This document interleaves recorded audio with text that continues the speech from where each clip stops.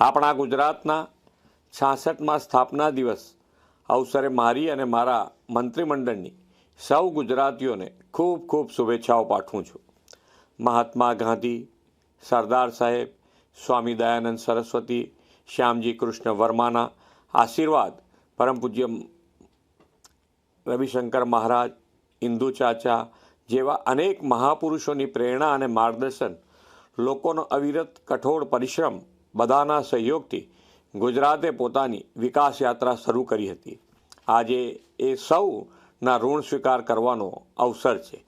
તારીખ 1 મે 1960ના દિવસે જ્યારે મુંબઈથી અલગ રાજ્ય બન્યું ત્યારે સૌના મનમાં પ્રશ્ન હતો કે રણ, દરિયો અને ડુંગર ધરાવતું રાજ્ય કેવી રીતે આગળ વધશે. પરંતુ 1960થી 2000ના 4 દાયકાની ગુજરાતની વિકાસ યાત્રા અને 2001 પછીના અઢી દાયકાની અવિરત વિકાસ યાત્રાનો દીવા જેવો સ્પષ્ટ ફરક સૌ કોઈ આજે જોઈ શકે છે. ગુજરાત આજે વિકાસની એવી ઊંચાઈ પર છે કે વિશ્વ આખું ગુજરાત તરફ આકર્ષાયું છે.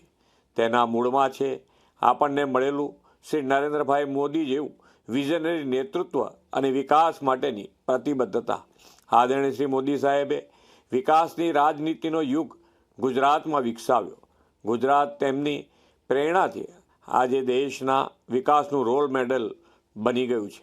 જનતા જનાર્દનને પણ આ અવિરત વિકાસ યાત્રાને સતત આગળ ધપાવવા માટે શ્રી મોદી સાહેબના નેતૃત્વમાં અપાર વિશ્વાસ અને ભરોસો મૂક્યો છે. એ જ ભરોસો અને વિશ્વાસ તમે સૌએ સ્થાનિક સ્વરાજ્યની સંસ્થાઓની તાજેતરની ચૂંટણીમાં પણ અમને પ્રચંડ સમર્થન આપીને અકબંધ રાખ્યો છે.